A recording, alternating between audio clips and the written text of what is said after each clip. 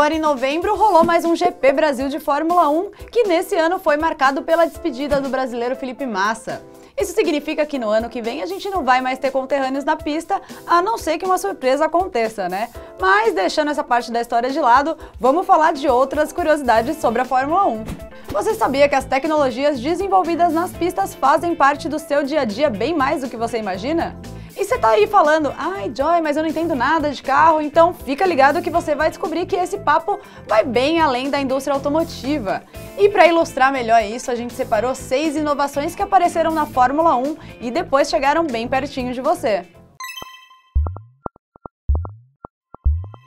Em um esporte que cada milésimo de segundo é essencial, um erro humano pode colocar tudo a perder. E eles eram bem comuns nos velhos tempos da transmissão convencional, com pilotos a mais de 250 km por hora errando na mudança de marcha ou na pisada na embreagem, colocando toda uma corrida a perder. Foi por causa disso que nos anos 70 a Lotus começou a desenvolver um sistema que usava botões em vez de alavancas. O trabalho não deu muito certo na época e foram mais de 15 anos até que o primeiro carro de corrida com essa tecnologia aparecesse. A Ferrari F1 640 de 1989 introduziu a marcha semiautomática, sem embreagem e com o famoso câmbio borboleta. Pilotada por Nigel Mansell, ela ganhou a primeira corrida daquela temporada no Brasil, mas uma série de problemas impediu que continuasse a trajetória de sucesso. Ainda assim, essa tecnologia é comum hoje em dia e está presente em praticamente todas as categorias do automobilismo. Carros de passeio também contam com câmbio borboleta, e a invenção ainda abriu caminho para a criação das primeiras transmissões automáticas, também muito comuns hoje em dia.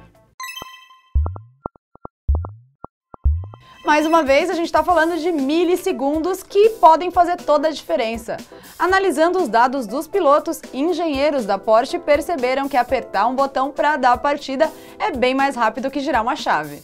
Nascia assim, nos anos 80, a ignição por botão, que foi testada inicialmente nos carros da McLaren, chegando a praticamente todas as equipes na década seguinte. Aqui vale uma curiosidade bem interessante. Ao contrário do que a gente está acostumado nos carros de passeio, que a ignição fica à direita do volante, os botões de partida nos carros da Fórmula 1 e outras categorias ficam à esquerda. Assim, o piloto pode ligar a máquina com uma das mãos e engatar a primeira com a outra, partindo rapidamente e ganhando vantagem na largada. Agora o papo fica um pouquinho mais técnico para você entender porque todo o conforto, ou boa parte dele, que você sente quando anda de carro hoje, existe graças à Fórmula 1. Na década de 90, quando sensores e computadores ainda começavam a tomar conta da categoria, a Williams desenvolveu um sistema de suspensão ativa, que alterava o acerto do carro a cada curva do circuito. A tecnologia foi uma das grandes responsáveis pela vitória da Williams em 1993, o FW15C, considerado até hoje um dos carros de corrida mais sofisticados já construídos.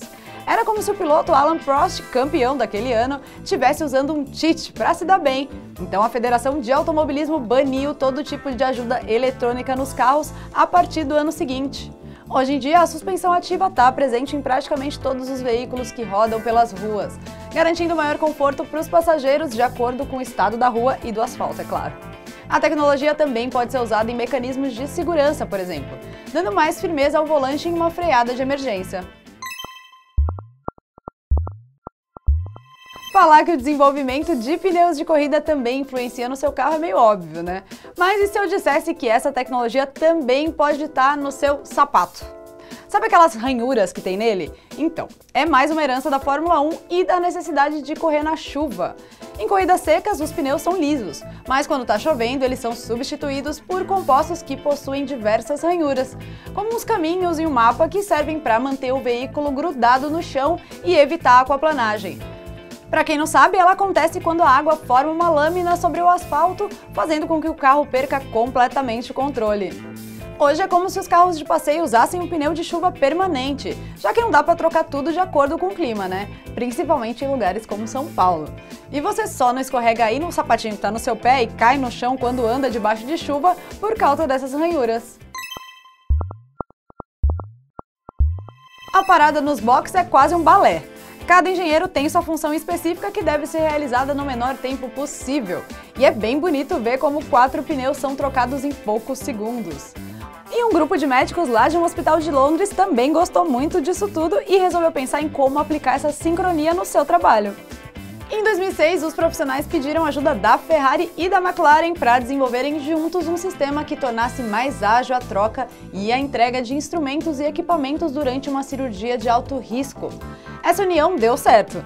Erros de comunicação e confusões durante as operações foram reduzidas em 40%. E nos últimos 10 anos, centenas de vidas foram salvas pelos segundos extras que os médicos ganharam com o uso do sistema. A gente está caminhando para um mundo super conectado, né? Em que até mesmo sua condição de saúde pode ser monitorada à distância pelos sensores. Essa é uma outra onda iniciada pela Ferrari nos anos 90, quando começaram a utilizar esses pequenos dispositivos nos carros para acompanhar todos os dados durante uma corrida. Vamos lembrar que a ajuda eletrônica é proibida, mas a presença de dispositivos para análise não. Hoje, carros de Fórmula 1 são como computadores sobre rodas, capazes de entregar absolutamente todos os dados do seu funcionamento aos engenheiros. Já a McLaren é uma das pioneiras na aplicação disso no mundo real. A escuderia foi a primeira a, no começo dos anos 2000, mais ou menos, aplicar esse tipo de tecnologia também em aparelhos médicos como marca-passos ou bombas de asma.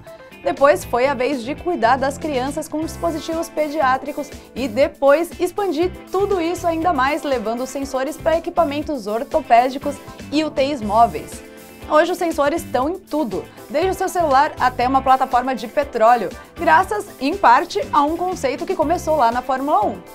E aí, curtiu o tema de hoje? Então deixa sua opinião aqui nos comentários e não esquece de falar o que você quer ver no próximo Top Tech. Beijo!